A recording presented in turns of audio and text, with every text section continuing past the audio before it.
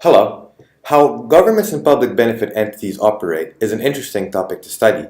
I appreciate the knowledge I have attained so far regarding the complexities involved in the collection of funds and their subsequent distribution back to the public. Moreover, I more or less have an idea on the significance of accountability, in that it enables people in position to perform their duties in an efficient and effective manner. Likewise, I now understand the significance of performance and financial accounting, in that the inadequacy to do so could be detrimental to the control of finances that an entity has. I shall now discuss in more detail, however, taxation and appropriation, chains of responsibility and accountability, and performance and financial accounting, and how they all relate to one another. In order for me to get a better understanding of these concepts, I shall incorporate them into a topic of my choosing, that being an issue concerning the impact of public health inflation on the performance of the public health sector here in New Zealand. So, what do we know so far? Well, New Zealand received healthcare through a mixture of public and privately funded services. The public healthcare, of course, is mainly funded through general taxation. In 2007, total health expenditure was worth around $16.2 billion. Of course, of that total expenditure, roughly 80% was attributed to publicly funded healthcare. Moreover, New Zealand's public health spending currently represents around 7% of GDP. Treasury, however, speculates that this amount will double by 2050 unless steps are taken to curb the increase. In May 2010, Volt Health received an increase of $512 million, but according to them, this is barely enough to keep up with inflation and population growth. So instead, they are told to tighten their belts and increase efficiency. So we see a problem happening here. Population growth, along with inflation, is rising, and given the budget constraint that the Ministry of Health has, or the health sector has, they might have to find ways to minimize costs, yet still maintaining their performance levels. But before I dive more into this and how they do so, let me briefly explain how the Ministry of Health works and their subordinates. Well, the Ministry of Health is currently headed by Honorable Tony Ryan. The Ministry of Health has overall responsibility for the health and disability system. The ministry's functions, duties, responsibilities, and powers are provided for in the New Zealand Public Health and Disability Act 2000. This same act brought into existence district health boards, which were created and are responsible for providing or funding the provision of health services in their district. Disability support services and some health services are funded and purchased nationally by the Ministry of Health Board. So the Ministry of Health allocates funds to the district health board, and as a result, the district health boards are accountable to the Ministry of Health. But how are they really? Well, we'll find out. So most of the day-to-day work, as I said, most of the day-to-day business of the system, and around 3/4 of the funding is administered by the district health board. So the district health board plans, manages, provides, and purchases health services for the population of their district to ensure services are arranged effectively and efficiently for all New Zealand. So how are we able to be assured that they're actually performing according to their promise? Well, the district health boards report their progress to the Ministry of Health 4 times a year. In turn, the ministry reports their findings to the ministry and the public. Reports are viewed to determine the current performance trends, gaps that may be emerging, and factors related to success. Including in this report is a result of the summary, an overview performance of the district health boards in each target areas, source data and comments from the target champions, questions and answers that summarize the quarterly results. Health target results are also made publicly available through the release of annual reports and publication, such as Health and Independence Report. So why public reporting? The ministry believes that public accountability, through clearly promoting the targets in the public domain through the media, will help the targets real will help make the targets real for the community. These are vitally important targets, and progress towards them is a matter of significant public interest. Moreover, ranking district health boards is a normal part of the quarterly reporting process, and that these reports are made publicly available. So there's a ranking criteria for district health boards. So why do they do this? So it somehow induces a form of competition for each district health boards, where in fact their performance are being assessed, and they're being compared to one another. So as a result, everybody is competitive, it makes them improve their performance, and as a result, it benefits, society as a whole. So now that we more or less have an understanding of, how the ministry is structured and their subordinates, we'll now try to find out how, these funds that are allocated to the Ministry of Health, how can we determine how much funding is, given to this district health board. So the population-based formula funding determines the share of funding to be allocated to each district health boards based on the population living in each district. This formula does not determine the overall level of funding, however. The aim of this formula is to fairly distribute available funding between district health boards according to the relative needs of their population and the cost of providing health and disability support services to meet those needs. This formula gives each district health board the same opportunity in terms of resources to respond to the needs of its population. So now we more or less have an understanding of what this formula is, or what formula they use in order to determine how funds would be allocated. In an article titled "How Are New Zealand District Health Boards Funded, and Does It Matter If We Can't Tell?" by Robin Gold, he tries to explain as best as he can how this formula worked and the aspects of it. Well, supporting this formula is a concept of differential need and consequentially risk adjustment. District health boards receive funding for each member of their population according to an average annual cost per person. These capitation payments are known as cost weights and are modeled using historical average expenditure according to demographic characteristics. These demographic characteristics are age and sex, after being identified as having a significant impact on health expenditure and reflecting much of the needs analysis. Ethnicity is also important, as it also derives from self-identified patient-level data source. Ethnicity is prioritized according to the Ministry of Health ethnicity data. So the formula derives information on expenditure from a range of sources, including national health data collection systems, the National Pricing Program, and historical expenditure estimates.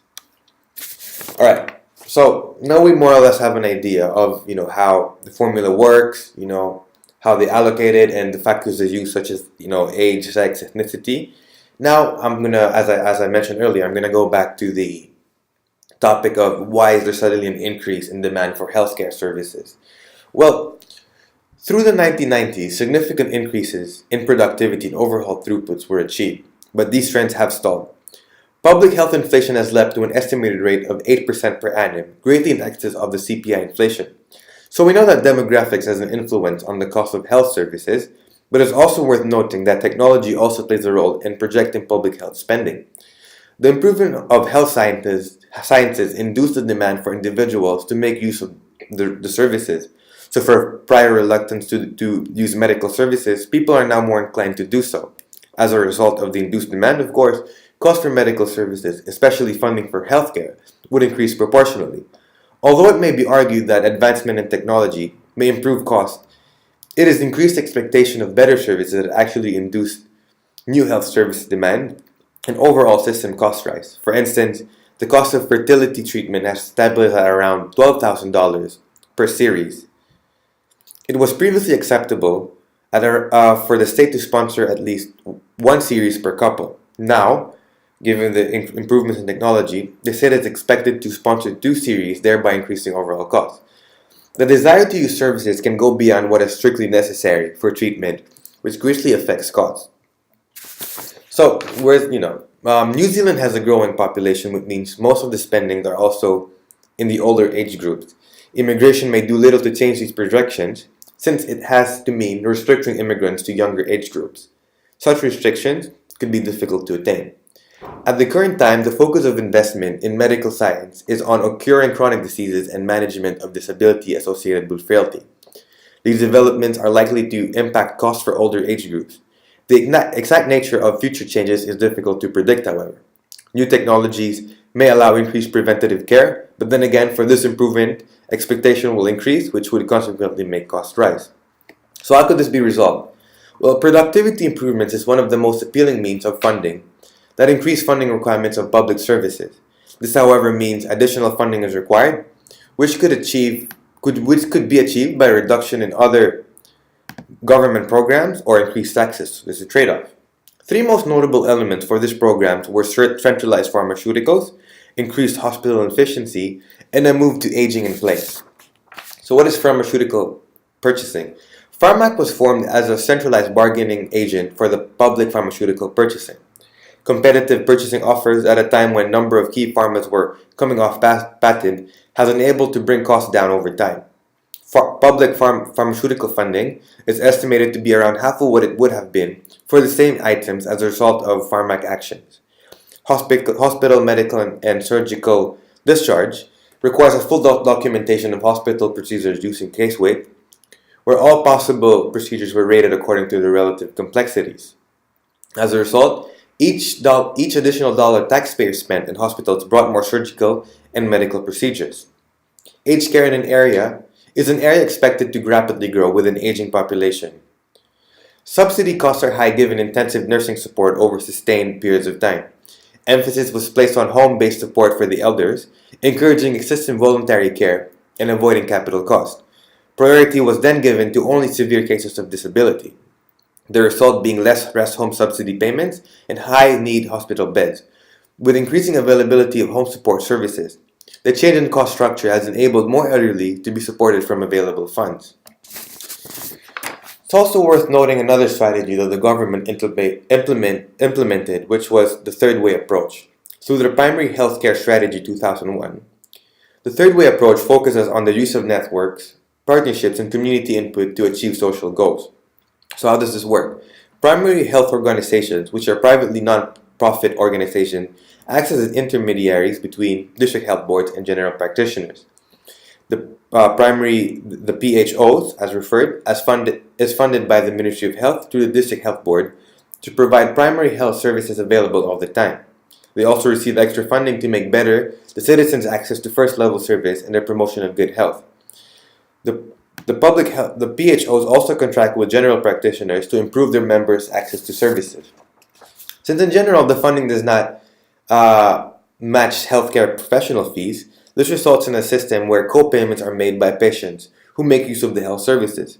Thus, the PHOs also have direct accountability to their patients and the district health boards.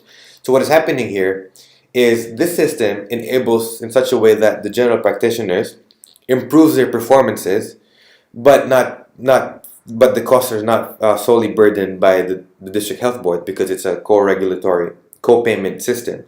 So general practitioners receives payments both from the district health boards and the clients. Hence, they have to be very accountable and improve their quality to sufficing both needs. Alright, going back to the topic of accountability. It is clear that to an extent the Ministry of Health is being accountable to their actions. For one, they are being prudent to ensure future expenditure of public health services are sustainable. This is evident in their productivity improvement schemes. Moreover, accountability is more than just performance specifications. It also entails having to report and review results of such performance with the use of GAAP to ensure forecasts and financial performance are comprehensive, accurate, and comprehensible. That's where the district health boards, release and make public their reports. With the public healthcare strategy, the providers of healthcare service should be able to utilize social capital and be accountable to the community. This approach highlights the importance of holistic accountability, which is a deviation from a hierarchical type accountability. As we noted, the difference in those types of accountability from my previous video. So it's also worth noting the importance of the Auditor General and its impact on the Ministry of Health. So the Auditor General is independent of the executive government and Parliament in discharging the functions of statutory office, but is answerable to the Parliament for their stewardship of the public resources entrusted to her. So the Auditor General is, in responsibilities to assure that public services are performing in their best nature. So, piling this all up, taxation is a compulsory transfer, as we all know. So, in regards to the Ministry of Health receives funding through taxation, and these funds are, distributed to the public through the formula funding. Likewise, they have to be accountable to how they perform by, ensuring that reports are always on time and accurate and complete and free of material misstatements. The significance of performance and financial accounting is that it ensures that these reports are understandable, comprehensible, and would clearly reflect the situation of the entity. Thank you very much.